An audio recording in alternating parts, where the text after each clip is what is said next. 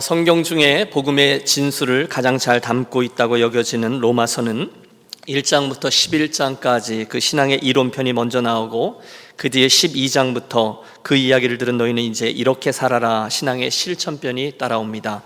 그리고 그 이론편과 실천편을 묶는 접속사 가운데 그러므로가 자리하고 있어요.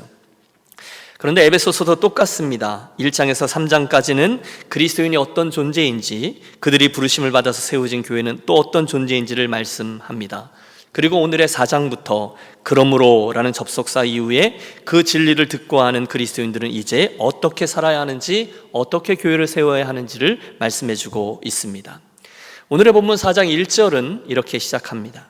그러므로 주 안에서 갇힌 내가 너희를 권하노니 너희가 부르심을 받은 일에 합당하게 행하여.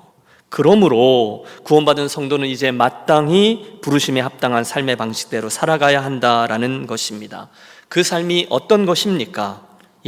두 가지 사도 바울은 엄청난 주제를 꺼내고 있는데요. 먼저는 오늘 우리가 대하려고 하는 4장 1절에서 16절에 나오는 하나됨, 유니티에 대한 것이고, 두 번째는 우리가 다음 시간에 살필 4장 17절부터 5장 21절까지의 거룩, 즉 퓨리티에 관한 것입니다.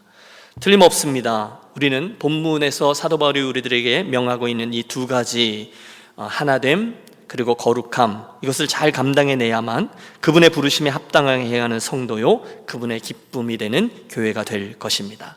따라해 주세요. 첫 번째인데 하나됨, 거룩함. 오늘은 그 중에 첫 번째 주제인 하나됨, 유니티에 대해서 상고하며 은혜를 나누겠습니다.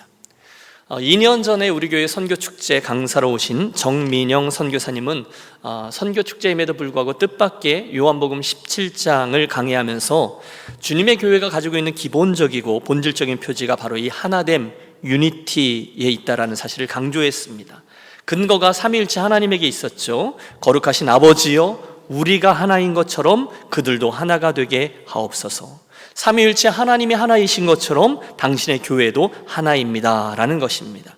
그런 의미에서 나온 말씀이죠. 우리 함께 성령이 하나 되게 하신 것 2절과 3절을 함께 읽습니다. 모든 겸손과 온유로 오래 참음으로 사랑 안에서 서로 용납하고 평안에 매는 줄로 성령이 하나 되게 하신 것을 힘써 지키라. 성령이 하나 되게 하신 것을 힘써 지키라 라는 권면에서 우리가 가장 먼저 기억해야 될 점이 있는데, 그것은 이 권면이요, 너희가 애를 써서 너희 교회를 하나가 되도록 만들어라, 너희가 좀 열심히 해서 교회 안에서 꼭 하나가 되어라 라는 뜻이 아니라는 거예요. 대신에 본문에 나오는 이 힘써 지키라는 뜻, 테레인이라는 단어는 이미 소유하고 있는 것을 잊어버리지 않도록 또는 파괴하지 않도록 지켜내는 것을 의미합니다. 그러므로 하나님께서 우리 교회에게 주신 성령이 하나 되게 하신 것을, 이미 주신 그것을 힘써 지키라라는 명령이에요. 우리가 애써서 그런 교회를 만들어내라라는 게 아니라 복음 안에서 이미 주어진 축복, 교회의 본질 안에 내포되어져 있는 하나됨을 너희가 해치지 않도록 애쓰라, 이런 의미입니다. 교회의 하나됨은 우리가 열심히 해서 만드는 것이 아니라 하나님으로부터 이미 주어진 거예요. 그것을 지켜내는 것이 에베소서의 실천편을 여는 하나님의 우리를 향한 첫 번째 명령입니다. 사랑하는 여러분, 오늘날 교회가 그렇게 비난을 받는 가장 큰 이유가 무엇일까요? 두말할 필요 없습니다. 다툼입니다. 분열입니다. 하나 되지 못하는 것, 아니 하나님이 하나로 주셨는데 그 하나됨을 지키지 못하고 사랑하지 못하는 모습 때문에 비난을 받고 있어요. 솔직히 그것이 오늘날 교회의 전도와 선교의 가장 큰 장애물이 되고 있습니다. 제가 어디서 그 교회를 풍자하는 그 컷 만화에서 본 것 같아요. 한 장짜리 만화인데 엄마 아빠가 막 다투고 있는데 옆에서 아이가 이렇게 말합니다. 여기가 교회야? 왜 싸워? 그러는 거예요. 그 아이가 어릴 적부터 교회에서 뭘 보고 자랐는지 누구나 알 수 있죠. 오늘 저와 여러분 믿음의 여정은 어떠합니까? 혹시 우리는 교회의 하나됨을 위해서 진지하게 노력해 왔습니까? 혹시 저와 여러분은 이런저런 이유로 내심 우리의 하나됨을 지켜내는 노력을 포기하고 있지는 않습니까? 함께 기억하겠습니다. 일을 아무리 잘해도, 아무리 그 공동체가 멋있어 보여도 하나됨을 지켜내지 못하면 우리는 실패한 겁니다. 사탄이 이긴 겁니다. 사실 우리는 다 다릅니다. 은사도 다르고 성품도 다르고 배경도 다르고 지나온 신앙 행태와 삶의 궤적이 다 다릅니다. 하지만 그런 우리가 누구 때문에 하나가 되었는지를 기억하십시오. 우리가 이미 받은 에베소서 앞부분에 강조하고 있는 하늘의 신령한 복 때문입니다. 우리를 당신의 뜻대로 예정하사 선택해 주신 하나님 아버지의 은혜 때문입니다. 십자가의 죽으심으로 구속 곧 죄 사함의 은혜를 주신 예수님의 은혜 때문입니다. 오늘도 우리 안에 거하시며 우리들 구원의 보증이 되어주시는 성령님 때문입니다. 바로 그 은혜에 주목할 때 우리는 오늘 우리에게 주어진 이 하나됨을 지켜낼 수 있을 줄로 믿습니다. 함께 기억하겠습니다. 오늘 우리 교회는요, 비슷한 사람들이 모여 있는 곳이 아니라 한 분 주님을 중심으로 해서 천차만별의 사람들이 모인 곳입니다. 그러므로 이 교회에서 우리가 끝까지 포기하지 말아야 될 것은 내가 아니라 그리스도 예수 그분이신 줄로 믿습니다. 나에게 맞추라, 나를 어떻게 만족시켜라가 아니라 각각의 다른 나들이 이미 하나님에게서로부터 주어져 있는 그 하나 되게 하신 그분을 기억하고 그분이 원하시는 것에 우리를 맞추고 그분이 기뻐하시는 것을 선택하여 순종하는 것이 맞습니다. 그게 하나됨을 지켜내는데 힘쓰는 비결이에요. 2절과 3절을 보면 그 하나됨을 지켜내는 실제적인 방법이 나옵니다. 다시 보실까요? 모든 겸손과 온유로 하고 오래 참음으로 사랑 가운데서 서로 용납하고 평안에 매는 줄로 성령이 하나 되게 하신 것을 힘써 지키라. 4가지를 말하고 있어요. 이렇게 너희에게 주신 하나됨을 지켜내라는 거예요. 첫 번째는 겸손입니다. 여러분, 겸손이 무엇입니까? 어렵지 않죠? 겸손은 자기를 낮추고 다른 분의 가치를 더 인정하는 것입니다. 이것은요, 나보다 인격이 출중한 사람, 나보다 나은 사람 앞에서 뿐이 아니라 그렇지 못한 사람, 심지어 인격이 모자라고 못났다고 생각되는 사람 앞에서까지도 겸손히 행하는 것을 의미합니다. 예수님이 그렇게 행하셨어요. 그분이 그렇던 나를 위해서 그렇게 십자가를 지셨습니다. 그것처럼, 바로 그분이 그렇게 행하셨던 것처럼 우리도 겸손히 행해야 그 하나됨을 지켜낼 수 있다는 거죠. 빌립보서 2장은 예수님의 그 겸손의 표상을 이렇게 제시합니다. 너희 안에 이 마음을 품으라. 곧 그리스도 예수의 마음이니 그는 근본 하나님의 본체시나 하나님과 동등됨을 취할 것으로 여기지 아니하시고 오히려 자기를 비워 종의 형체를 가져 사람들과 같이 되었고 사람의 모양으로 나타나셨음에 자기를 낮추시고 죽기까지 복종하셨으니 곧 십자가에 죽으심이라. 십자가만큼 겸손하셨다는 거예요. 그 겸손으로 나를 대하셨다는 거죠. 세탁소에 갓 들어온 새 옷걸이한테 헌 옷걸이가 말했답니다. 너는 옷걸이라는 사실을 한시도 잊지 말길 바란다. 왜 옷걸이라는 걸 그렇게 강조하시는 거지요? 잠깐씩 입혀지는 옷이 자기의 신분인 양 교만해지는 옷걸이들을 그동안 많이 보았기 때문이다. 제가 좋아하는 정채봉이라는 작가의 옷걸이라는 글이에요. 사랑하는 여러분, 저와 여러분이 어떤 존재인지를 잊지 마십시오. 그분이 주인공이요, 우리는 옷걸이일 뿐입니다. 그 사실을 기억할 때 우리는 겸손히 이 말씀에 순종해서 성령이 하나이 되게 하신 것을 지켜낼 수 있습니다. 두 번째 방법은 온유입니다. 온유가 뭘까요? 온유는요, 자기 권리를 주장하지 않고 먼저 다른 사람을 배려하는 것이에요. 재미있는 것은요, 이 온유의 헬라어 단어 프라우퍼스라는 것의 뜻이 아주 사나운 야생동물을 훈련시켜 온순하게 만든다라는 의미예요. 바로 그것처럼 성경적인 온유는 저와 여러분의 그 괄괄한 성품을 훈련시켜서 하나님의 통제 아래 일부러 내어놓는 것을 말합니다. 빌리 선데이 목사님에게 한 부인이 찾아와 말했습니다. 목사님, 나는 화를 잘 내는 게 큰 흠이에요. 그렇지만 오래 가지는 않아요. 어디서 많이 들었죠? 이 말을 들은 목사님이 이렇게 대답했대요. 자매님, 당신의 화는 오래 가지 않지만 당신의 성례물로 인해서 누군가의 마음에 남겨진 상처는 아주 오랫동안 간다는 것을 기억하세요. 목사님, 제가요, 제 성질은 좀 그래도 뒤끝은 없어요. 전 아싸래요. 그리고 그 뒤에 꼭 한마디, 에헤헤 이렇게 말씀하세요. 여러분, 뒤끝은요, 해된 사람에게 남지 않아요. 그 말로 상처 입은 사람에게 남습니다.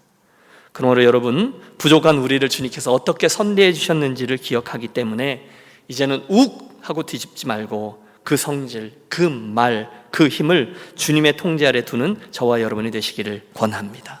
그 온유함으로 하나님이 주신 교회의 하나됨을 지켜낸다는 거죠. 세 번째 나오는 성품은 오래 참음입니다.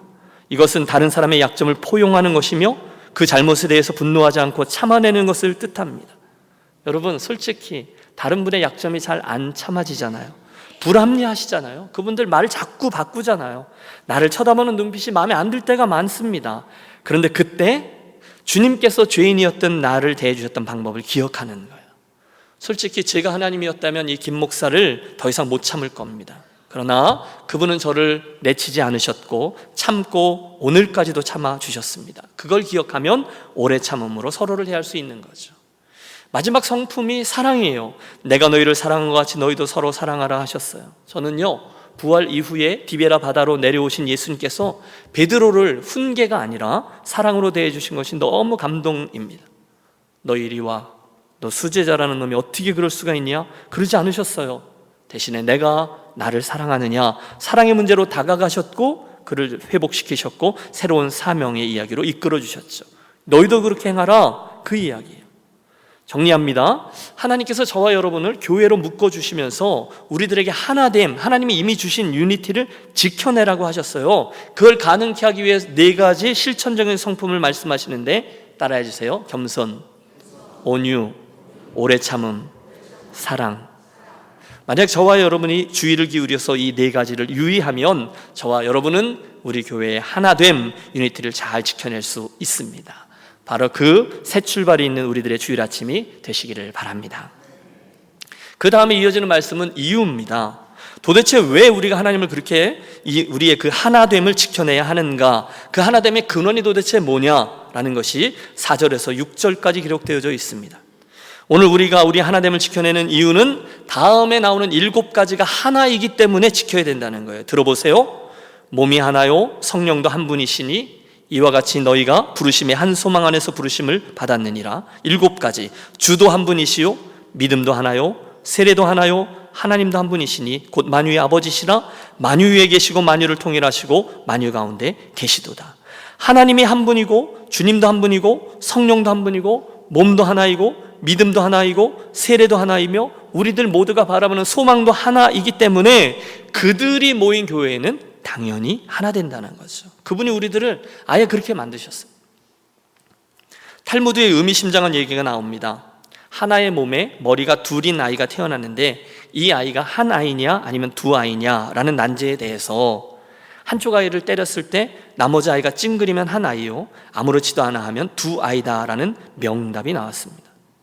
여러분은 어떠세요? 여러분, 우리가 함께 믿음의 길을 가다가 누군가가 아파요. 그럼 나도 아픕니다. 누군가의 마음이 상하셨어요. 그럼 내 마음도 막 아립니다. 그러면 우리가 한 몸입니다. 하지만 그렇지 않으면 우리는 반드시 우리 자신을 돌아보고 또 체크해야만 한다는 거죠. 나는 한 하나님께 부름을 받아 한 주님이신 그리스도를 믿고 한 성령으로 세례를 받았고 한 몸을 이루었고 한 소망에서 나아가고 있는데 그 일원으로 우리 교회의 하나됨을 힘써 지키고 있는가? 예, 유니티, 교회의 하나됨을 지켜내는 일은 아무리 강조해도 지나치지 않습니다. 자, 지금까지의 이 4장 앞부분의 말씀이 교회의 통일성, 하나됨을 강조했다면 그 하나됨 아래 7절부터 16절까지 말씀은 그 안에 있는 우리들의 다양성을 이야기합니다. 특별히 이 귀절을 통해 사도 바울은 우리 교회를 이루는 하나님께서 주신 설계도를 그려주고 있어요. 교회는 이렇게 세워져야 된다는 거죠. 제일 먼저는 주님이 우리들에게 주신 은사들을 다룹니다. 여러분 7절 보십시오. 우리 각 사람에게 그리스도의 선물의 분량대로 은혜를 주셨나니. 여러분, 주님께서 당신의 몸된 교회를 구성하는 저와 여러분 모두에게 각각의 분량대로 다양한 선물들, 은사들을 주셨어요. 그러므로 성도들은 나에게 주신 하나님의 은사가 무엇인가를 발견하고 그걸 사용해서 주님의 몸된 교회를 위해서 애쓰는 것이 성경적입니다. 저는 주일날 아침마다 우리 교회의 모습을 보며 감탄합니다. 너무 아름답습니다. 성가대 일찍부터 와서 찬양 연습하죠. 주방에는 일찍이 불 켜서 식당 봉사 시작되죠. 교회 학교 부산하게 움직이죠. 안내팀, 새가족팀 모여서 기도하고 섬기죠. 방송실 있죠. 설교자 있죠. 여러 부서들마다 맡은 그 사역들을 열심히 감당해요. 각각의 은사를 따라서 섬기고 있는 거죠. 은사 얘기가 에베소서에 나오는데요. 혹시 여러분 은사 그러면 어떤 은사가 제일 먼저 떠오르세요? 병 고치는 은사. 또요? 은사 그러면? 예언의 은사. 또 한 분만 말씀하시지 마시고 다른 분들. 또요? 방언의 은사. 그렇죠? 또 예언의 은사. 계속해서 나올 겁니다. 그런데 그것들 먼저 나오는 이유는 그게 초자연적인 은사잖아요. 그래서 우리가 평범하지 않고 특별한 은사들인데, 그 외에도 여러분 성경은 지극히 일상적이고 평범하고 보편적인 은사들도 굉장히 여러 가지를 나열하고 있어요. 하나님이 당신의 뜻대로 그들에게 그 은사들을 나누어 준다는 거예요. 남의 거 시기할 필요도 없어요. 남의 거 부러워할 필요도 없어요. 로마서 12장에 보면 우리에게 주신 은사가 각각 다르다라고 말씀하며 여러 은사들을 나열해요. 예언, 섬기는 일도 은사라고 해요. 가르치는 일도, 권위하는 일도 다 은사입니다. 고린도전서 12장에 보면 지혜의 말씀, 지식의 말씀, 믿음, 여러분 믿음도 은사래요. 병고침, 능력 행함, 예언, 영들 분별 등등을 이야기합니다. 또 오늘 우리들이 대하고 있는 에베소서 4장에도, 또 지난 주간에 우리가 함께 읽었던 베드로전서 4장에도 은사들을 다루어요. 굉장히 많은데 그것들 중에 중복되는 것들을 제외하고 하나씩만 치면 22가지나 되는 다양한 은사들이 있습니다. 중요한 것은요, 그 은사들이 주님의 뜻대로 우리들에게 나누어 주어진다는 점이고요, 은사를 받은 이들에겐 각각의 책임이 따른다는 거, 이 달란트 비유죠. 그리고 우리는 그 은사들을 가지고 결국은 뭘 하느냐? 그리스도의 몸을 세워야 한다는 점 등등입니다.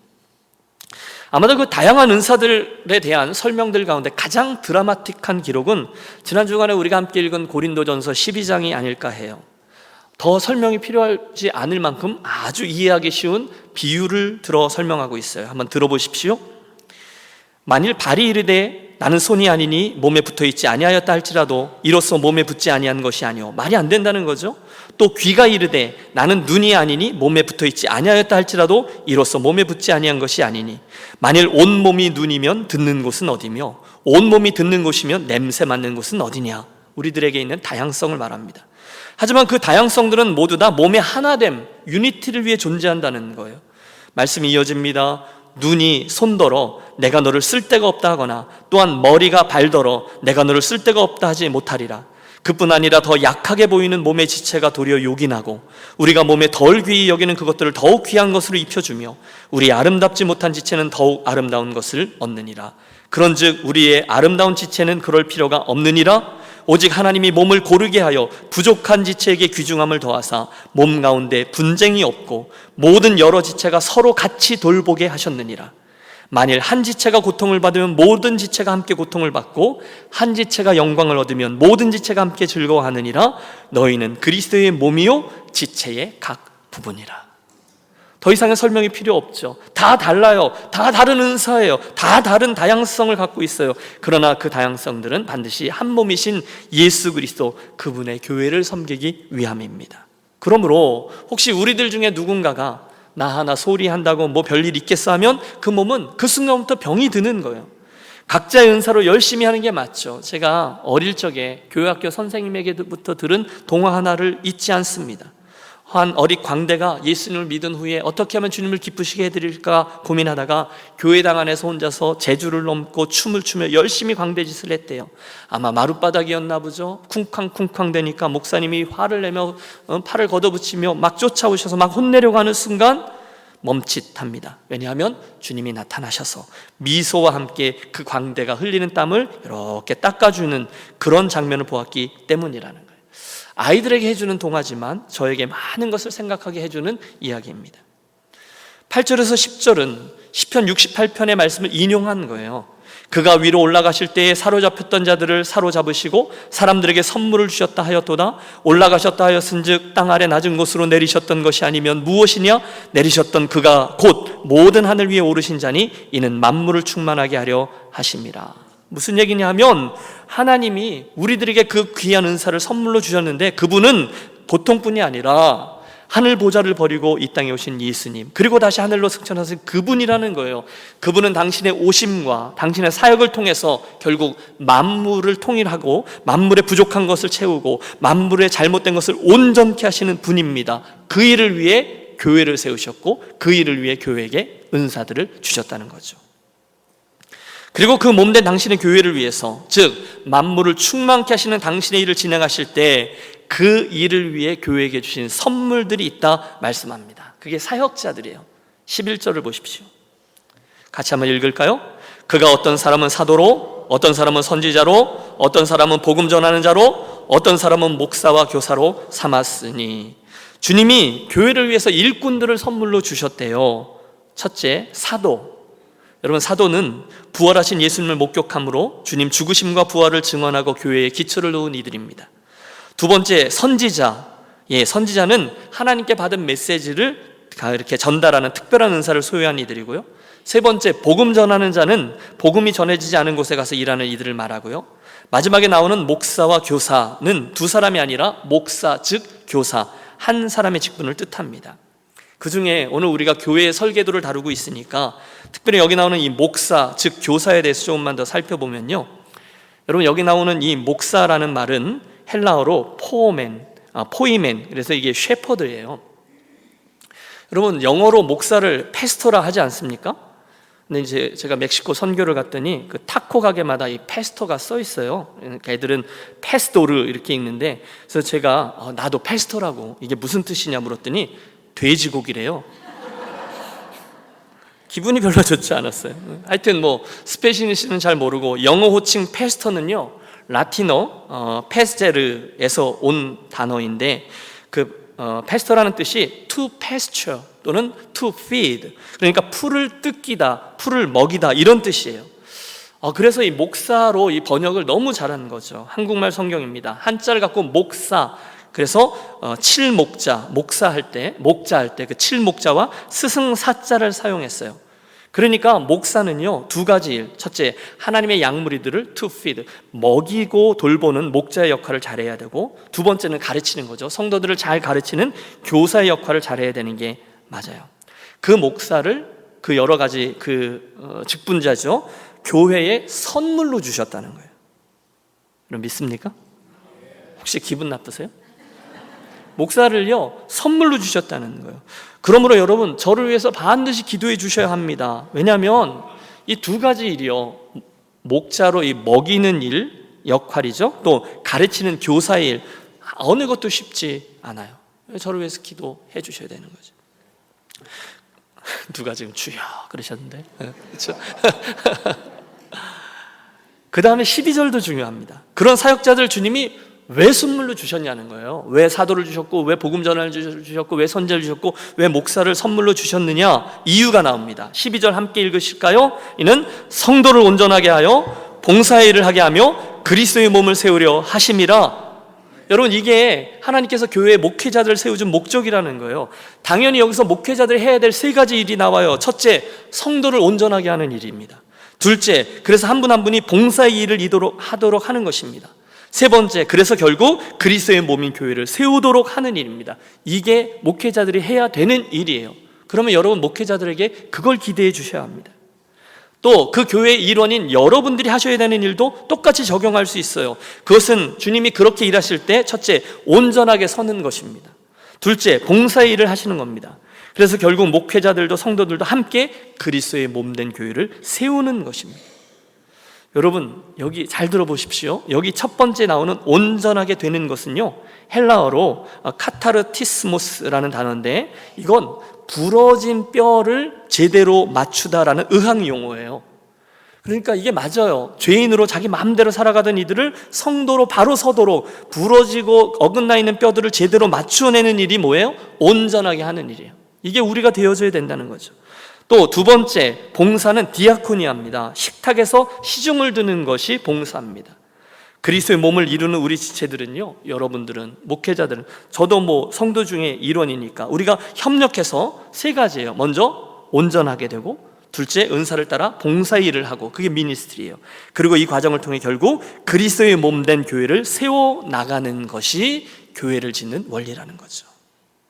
그러므로 저쪽에 있는 어떤 교회처럼 목회자들이 모든 일을 다 주관하고 실행하고 성도들은 그 목회적인 돌봄과 서비스를 소비하는 것은, 목사님, 전사님, 그거 하라고 우리가 목사님 채용한 거예요, 이건 절대로 성경적이지 않습니다. 여러분, 조심스러운데요, 그런 교회를 잘 관찰해 보세요. 그 공동체에서 목사는 선수고 교인들은 관중입니다. 제가 이 예를 한번 들었어요. 선수인 목사는요, 거기서 죽어라 뛰어야 되고, 관중인 성도는 선수인 목사가 설교를 잘하는지 못하는지, 신방을 잘하는지 못하는지, 성경 공부를 잘 인도하는지 못하는지, 열심히 뛰는지 아닌지, 그걸 점검하고 또 구경합니다. 그러다 조금 잘하면 막 박수를 칩니다.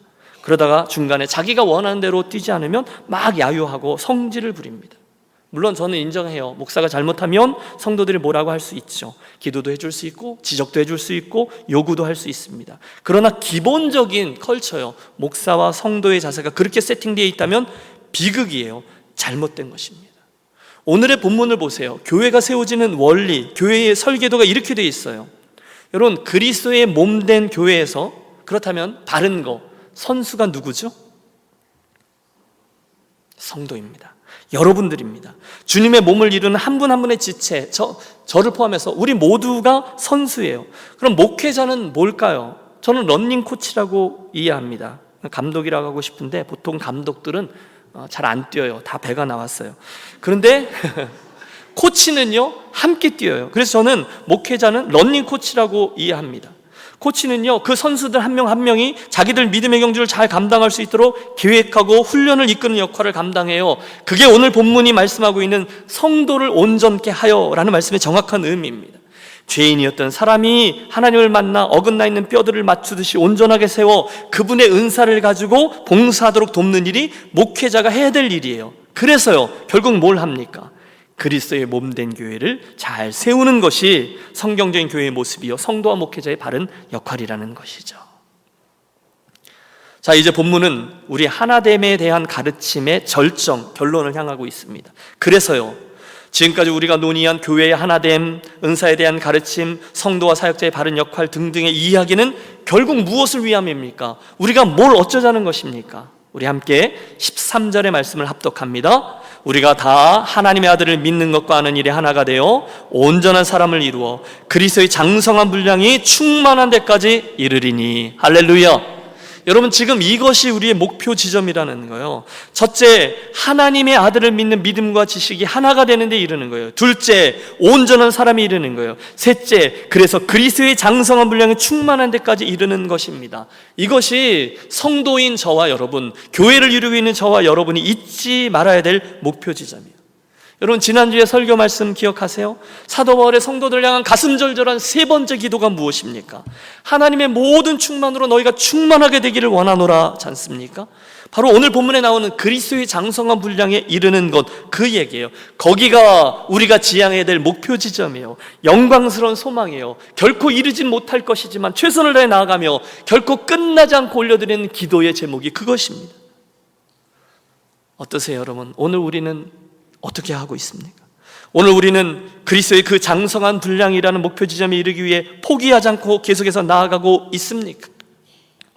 이어지는 14절과 15절은요, 바로 그 앞에 조금 전 우리가 이야기한 그 13절의 말씀을 보충 설명하는 부사절이에요. 우리가 그런 성숙을 향해서 나아가는데 그 성숙은 이런 거라는 거죠. 14절, 이는 우리가 이제부터 어린아이가 되지 아니하며 사람의 속임수와 간사한 유혹에 빠져 온갖 교훈의 풍조에 밀려 요동하지 않게 하려 함이라. 15절, 오직 사랑 안에서 참된 것을 하여 범사의 그레까지 자랄지라. 그는 머리니 곧 그리스도라. 그 성숙함이 우리의 목표 지점인데 그 성숙은 이런 거라는 거예요.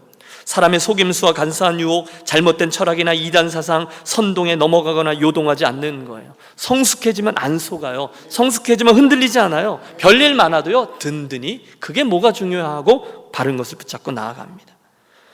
반복합니다. 사랑하는 여러분, 우리들 신앙생활의 목표는요, 이 땅에서 축복받고 잘 먹고 잘 살다가 천국으로 이사가는 것 정도가 아닌 거예요.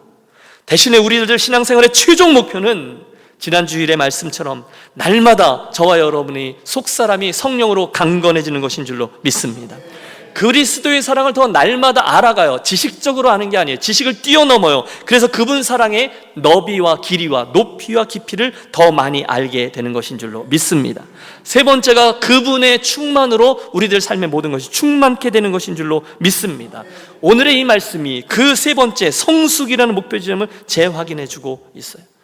물론 부담스럽습니다. 여러분, 그리스도의 장성한 분량에 이릅시다. 얼마나 부담스럽습니까? 쉽지 않습니다. 중간에 실패도 하거든요. 낙심도 하거든요. 그러나 그것은 결국은 우리들에게 포기하지 않고 주어지는 하나님의 영광스러운 목표 지점이요, 날마다 주께로 더 가까이 계속 그리로 자라나는 것을 하나님이 원하고 계세요. 그러기 위해 우리에게 교회를 주신 거죠. 자, 정리해 볼까요?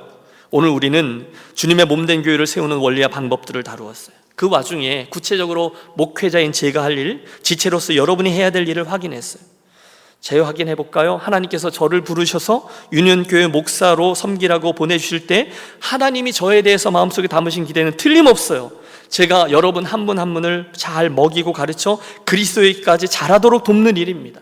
이건 영어로는 에키핑입니다. 여러분을 온전케 하는 일. 그래서 여러분이 하나님을 더 많이 알아가고 하나님의 뜻을 더 많이 알아가고 또 여러분의 주신 은사를 잘 활용해서 그것 가지고 주님을 섬기고 세상을 섬기다가 그 열매와 상급을 가지고 주님 앞에 서도록 돕는 일이 제가 하는 일, 목회입니다. 그렇다면 여러분은 그 일이 일어나도록 여러분을 허락해 주셔야 된다는 거예요. 어떠세요? 혹시 여러분 오늘 교회 와서 주보를 이렇게 펼치다가 깜짝 놀라지 않으셨어요? 우리가 김 목사님한테 당했다 그러면서 12월 달에 우리가 1월 한 달 동안 신약 1도 가자 그래서 여러분 모두를 참 열심히 하셨어요. 사실 제가 깜짝 놀랐습니다.